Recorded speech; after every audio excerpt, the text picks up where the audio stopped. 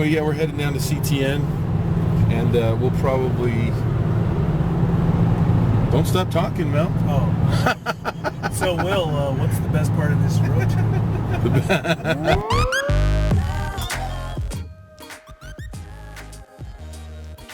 Well, so I'm going to tell you about our little trip here down to CTN.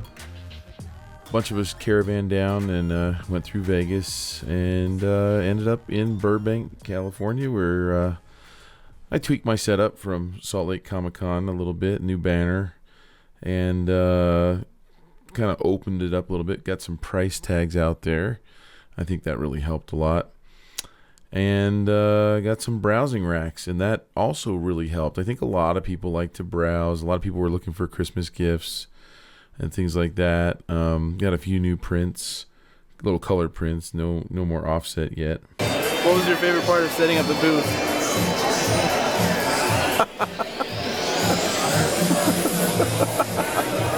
Okay, so you guys are Creature Box, right? Yes. Woo. Just for this weekend. Yeah, we are the stand-ins. Unofficially. And talking with Mr. Ty Carter. Oh my gosh. I need to sleep. Oh man. I'm buying that one right there. Beautiful. Yeah, that stuff's amazing. This is free publicity. This is a free ad. You're going on the block. And saw David Cardenas. He's a former SVS student, and now he's working for Walt Disney Television, and so that was really cool. And we actually saw a lot of our students and former students that have taken SVS classes, so that was really, really cool. And basically, that was just really neat to have them stop by the table and say hi, and to see some of them demonstrating. One of my favorite illustrators here, Brian Ajhar, just an amazing talent, and so he usually makes it out. And another reason why he comes is he gets a lot of commission work from showing there. Here's Mallory Carlson, and she's another former SVS student. She is now working for Nickelodeon, so that was really cool to find that out. And her work just keeps getting better and better. And I saw another friend who actually drove down from Utah, Holly Hibbert, and her sisters, and her work is just getting better and better as well. She works in a studio out here in Utah. Are you Will Terrell? What? What are you? Will what? Terrell? No. Are you Will Terry? I just met Will Terry. I'm not as cool as just met Will Terry. And I work there. Oh my gosh. It feels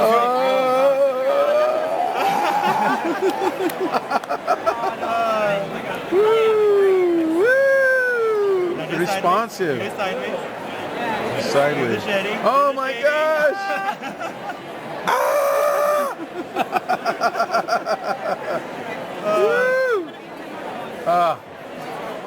Okay, so this guy right here, I believe his name is Justin. I apologize if I forgot your name, but I'm such not a name guy. But he works at Apple, and he brought a pencil down. He actually stole one from Apple, from his office, and he just grabbed one because he was like, I'm going to CTNx. I'm going to have a pencil to demo. And it was so amazing to draw, and I just cannot wait to get mine. It'll probably be another week or two, but it was just amazing. And thank you so much for bringing that and letting everybody try it out. I mean, there's people just coming by. Oh, is that it? The pencil? Can I try it? There's my niece and Amanda, and there's Chris Oatley, and just like everybody that you want to see is there. Here's a couple of people that follow me on Facebook, and she bought my T-shirt. Just amazing stuff going on. There's always something going on. Just the wackiness, there's always something to look at. There's always something new happening. Lots of sounds. You can probably tell in my voice that I kind of am recovering. For a while on Saturday and Sunday, it was completely gone. Completely lost my voice. but I really wanted to get this video out, so I'm doing it anyway. Here's Jake doing a demo on the center stage. Is this on Windows? What is this? Oh, it is Windows. What you need? Oh, is it Windows? Yeah. Oh, okay. How do you like It's a piece of crap companion. Oh, okay. It's not even a companion. Man. You The too. best part of this pen. Hey, see if you can turn it sideways. See What? if you can turn it. This? No. The pen on its on the turn it like angle. this? Tilt. Yeah, look. Tilt. Oh, it does. Look. Oh, look, it's it not does. tilting. Yeah, No look. tilt. Hey, It does in Photoshop. you know what? does The best it? part. Hey, Will. I want to look closer. Hey, Will. You know the best part of this pen? No. It's here. Oh man, we kid around a lot. Well, so you know, if you're an artist and you want to get better, this is a great place to be. If you're wanting to be in entertainment art, or I mean, I'm a children's book illustrator, but and there were other children's book illustrators there. A lot of animation illustrators or animators. They also do comic books and children's books. It all tends to run together. Here's Elena Chow, one of my heroes. She's an amazing watercolor. So they did, traditional demos as well. Gosh, what else can I say about it? It's like a mind blow for an artist. There's just it's overload, but it's overload in a good way. And so I think if you're considering going, you should really think about it. It was really cool taking Jake Parker down, and Give me kisses. someone was actually happy to see me when I got home. Oh my. Oh. So CTN is very different than going to a Comic-Con, and there's a bunch of reasons for that. I'll start out by telling you some things that I learned, and then I'm going to go into those sales figures like I talked about, and maybe talk about some of the other cool things that happened while I was there. So one, Mel Milton can talk for 8 hours straight in a car ride. It only takes 1 day for me to lose my voice. I didn't know what Kim Jong-ji looked like. I'll elaborate a little bit more on these. If you cry about not getting an Apple Pen, cool things can happen. 200 business cards wasn't enough. Demos stop people in their tracks. That's a good tip. And duct tape works when you forget essential table display hardware, which I did do. And so elaborating just a little bit on some of that. One story that happened. I'm going to link Kim Jong-ji so you can check it out in the description, along with all my other contact information and our SVS online school. But when I got there early on Friday morning after setting up Thursday night. Got in there. I was one of the first ones on the floor because I was just trying to make sure that everything was ready to go. And I knew Kim Jong-ji's sketches. I mean, they're amazing. I didn't really know how famous he was, but I knew that a lot of artists talk about him.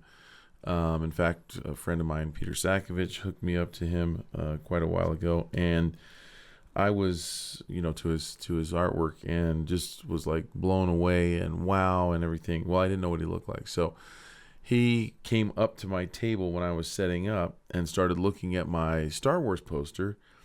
And one of the guys that was with him, I guess, was interpreting, or I guess he speaks English barely or not that well. But he whispered to the guy that he was with. And that guy said, oh, he wants to know if this is digital or pencil. And I said, they're digital. And he went, oh. And then they walked away, which was kind of neat that he was looking at my stuff.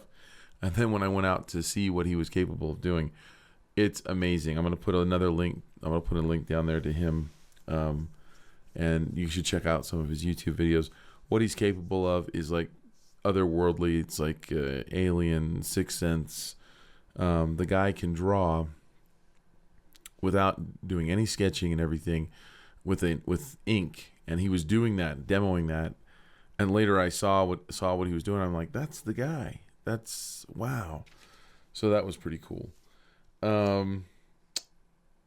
So another thing, let's see,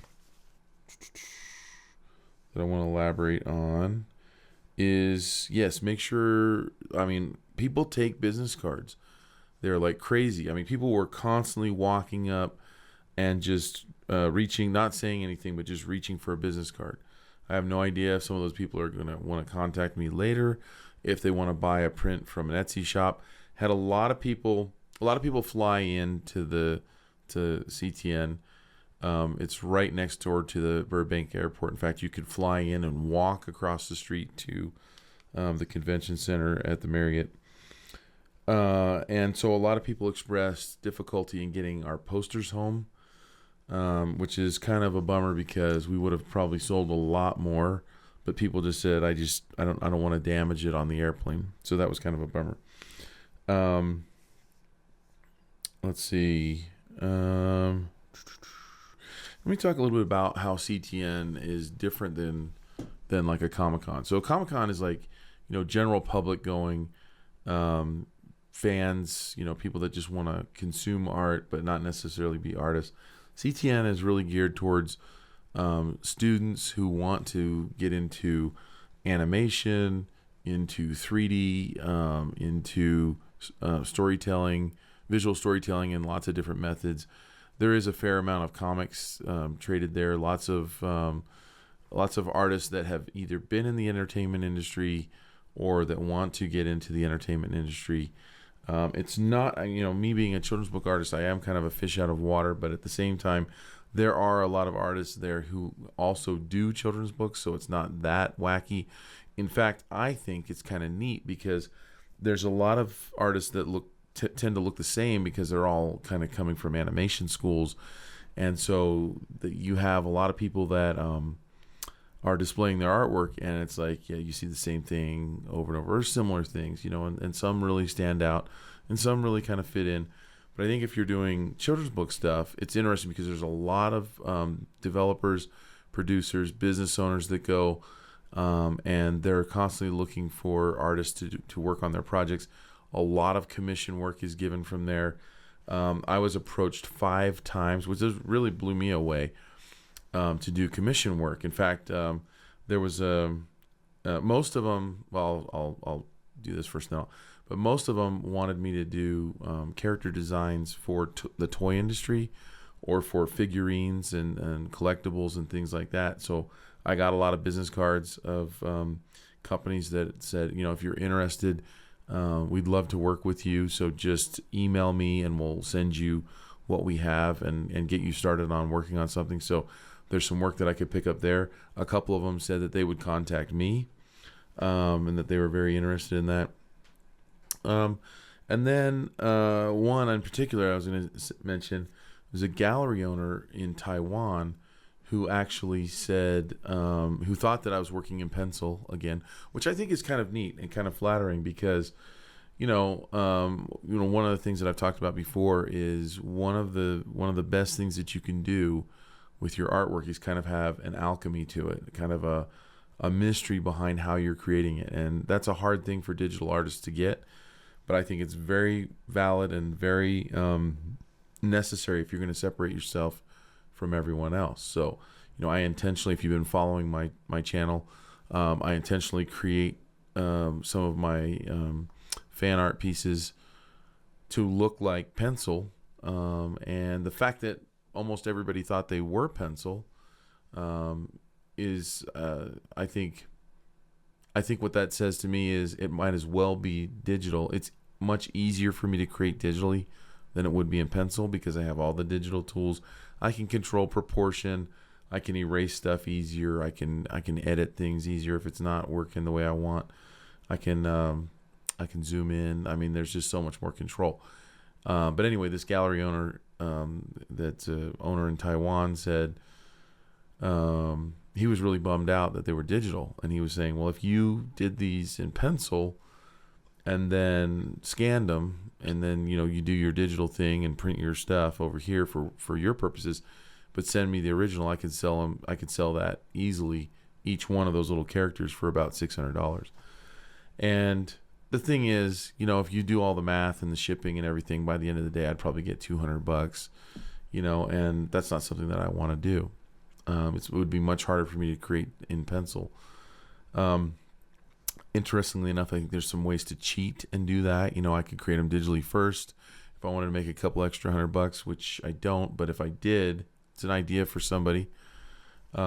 Just print it out really light after you've worked it all out, and then just go over it in pencil. And then you have like a hybrid, but it is an original. I mean, it's the only one that's got pencil on it. Anyway, just food for thought. But that was really cool. Getting getting asked to do commission work. I don't know if I'll end up doing any of it. I don't know if it will pay well enough for me to want to do it. I just don't know yet, but we'll find out. And if I end up doing that, I'll share that with you guys. But that was really cool. Some other things that I wanted to talk about. There's a term that goes around. Well, you know what? I'm gonna skip that. I'm gonna come back to that. I'm gonna go to books. So one thing that almost every artist has at CTN that's tabling is a book or books that they've produced in the past of their artwork. It's something that I didn't have, and something that I really want to work into, and something I've been planning to do is to kind of create a little collection of these fan art characters. So that's a plan that I have to do, and I'm going to try to work that up for, it's going to take me about a year to get there, I think, but I'm going to definitely work one up. I think one of the reasons why people really like to buy those books is they are highly collectible. People like the little artifact. You get a lot more artwork for the money.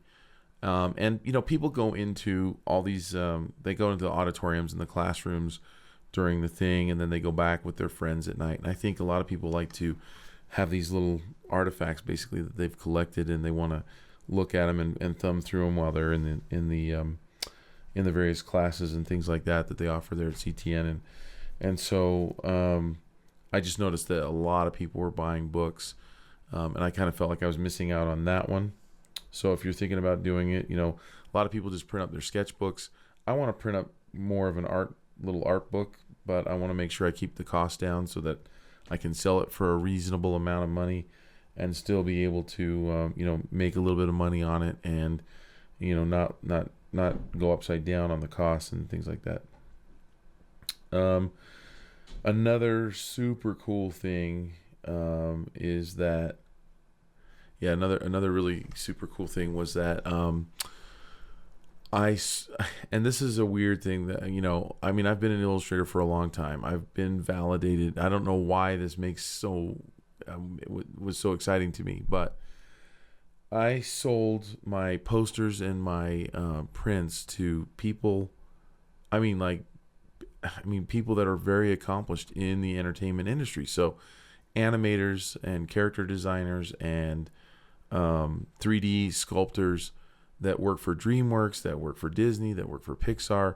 I would ask them, every person that would come to the table, and this is I thought it was a really good icebreaker. You're kind of sitting there at your table, and I was always trying to be busy and doing something if there was a gap. I sold a ton this time, so there wasn't as many gaps as there was at Comic-Con.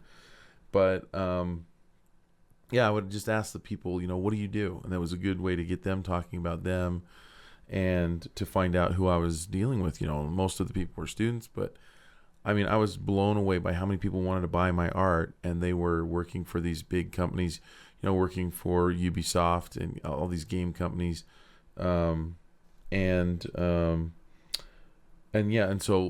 these women came from DreamWorks, and they saw the Star Wars poster, and they just had to have it. And so the first woman from DreamWorks, they had a DreamWorks set up there, and she took one back to all the others, and then I ended up selling 7 of my posters to recruiters at DreamWorks. So they were reviewing portfolios the whole time. That was their thing. They had a huge line of people wanting to show their portfolio to DreamWorks, and they were buying my posters. It was just really cool.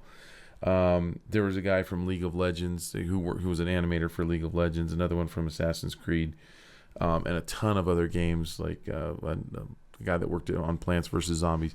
They were all buying my artwork too. So that was really flattering. And I was blown away by that. I don't know why. I mean, I just thought like they wouldn't. I don't know. They wouldn't care about mine. You know, they would want to buy more more animation type stuff. But I guess that's the stuff they see all day long, and so my stuff might have looked a little bit more unique than maybe some of the animators. I don't know. It could have been that it was just a fan art thing too, and it was the right thing that they wanted to buy. It was probably that. Which is another thing. It brings me to the whole idea of fan art, and you know I sold a lot of my originals too, and that was cool because I sold a lot of my color prints, but I definitely sold a lot more fan art. And there's this thing called making table. That's like in quote, like, did you make table? Did you make enough to pay your table expenses? And in our case, our traveling expenses, and lodging and all that. Excuse me. So, basically, the idea is it's your success, or it's successful if you at least make that much. You know, maybe you don't make a profit, but you make a little more than your expenses. And so, we did do that, and that was really cool. Now, I do know that a lot of people there didn't make table, and so there's basically, I guess there were several different types of artists that were displaying there. There were students displaying that had purchased a table, and the tables down there are a little more expensive than Comic-Con. They're like $500, and then I think they're going up. Might be more like $600 now, which is a big difference from $250 for a table at a lot of Comic-Cons. And the other thing is, you know, if you're traveling in, that's the least of your expenses. But I noticed that there were a lot of students selling their work, and I noticed that a lot of them, I think what they were trying to do is basically, because they know that all these big shots are going to be walking through, and a lot of times you don't know who they are and who they work for, but they're going to be walking through, and I think a lot of students were thinking, well, I'm going to show what I can do, and but I know a lot of them didn't sell enough to make their table expenses, because you know they make it $100 or a couple $100 or something like that, simply because they weren't selling fan art. And I think that, you know, you have like the big shot artists down there that have a big name, you know, like Corey Loftus, even like Ty Carter, Jake, and just a lot of those guys. And because they have the big name, people want to own something from them. They want something from their style. And so, but you know, if you're new to the game, or if you're relatively unknown, it's going to be a lot harder to sell your own stuff, you know, because people have a limited amount of money and they want to buy that thing from one of the more famous artists, from an artist that's more accomplished. And so I would suggest, if you're thinking about doing it, definitely do some fan art, because if I hadn't done that, there's no way I would have made enough money to cover the expenses and everything. But doing that was really fun. And a lot of the big shots, they mix in some fan art with their regular artwork. So, you know, there's a lot of combinations going on in that respect. So, all right. So I'm going to share my sales figures. I think that's all I wanted to talk about. Yeah. So okay, so if you recall, on one of my previous videos in this playlist on you know, working my way up to selling at Comic-Con and different Comic-Cons and events like CTN, I shared my initial cost to get my offset printing done and my t-shirts done, and the total was, at that point, was about $4,868. So I spent a ton of money getting ready. I don't expect other people to do that, but I wanted to have prints. I wanted to have those Star Wars posters. I wanted to have plenty that I didn't run out. I didn't want to have to go back and make another print run, because I got the cost down by getting a lot of them. So that's where a lot of my costs went, and also in the t-shirts. We sold a lot of t-shirts this time. We sold, not a lot, but we sold a lot more than at Comic-Con. We sold 18 shirts. Also, we sold a bunch of shirts prior, and I actually forgot to include that in. So I've been selling shirts to like friends and acquaintances at the gym, and then friends of friends, and then there's people who hear that I've got this shirt because of Star Wars is coming up, and so they want one. So I've sold a bunch on my own as well, and then on our Etsy shop. And so I did not add in that extra money and for the other prints and stuff, but it's about $500 more. So, but anyway, I did spend another $145, so that brings my total expenses up to $5,013. And then if I subtract out what I made in Salt Lake, which was $1,763, I come up with, I'm still in the red, $3,105 before CTN. Adding in the 145, that makes me at $3,250 in the red. And then let's go over to Comic-Con or to CTN. Let's see, where do I have that written down? My total expenses, my traveling expenses and my table and everything shared, because we shared some of the expenses driving down, was $848, and I made $1,653. So I didn't do as well as Salt Lake, but I did make about double what my expenses were. So I ended up being able to subtract a little bit more money off of the total that I was down, and then basically it ends up I'm still $2,700 in the red, but I'm working my way back up, which is cool. I'm chunking away, and basically on this one I kind of got a free trip out of it because I paid for all my expenses, so that was cool. The other thing is going down there, I got a lot of attention. I got to push our online school, which was a huge part of it. I got the commission work, maybe if some of that pans out. But we passed out a ton of cards for svslearn.com, and we met, like I mentioned before, we met a ton of our students. It was a PR campaign in a lot of ways for that, and meeting a lot of our students and things like that. So all in all, I consider it a huge win, a huge success. I still have, I'm never going to run out of some of the prints that I got because I got so many. So the cool thing is every time I do one of these events, I'll probably be in the black a little bit more and more, or chunking away at this, and hopefully at some point I'll totally be in the black.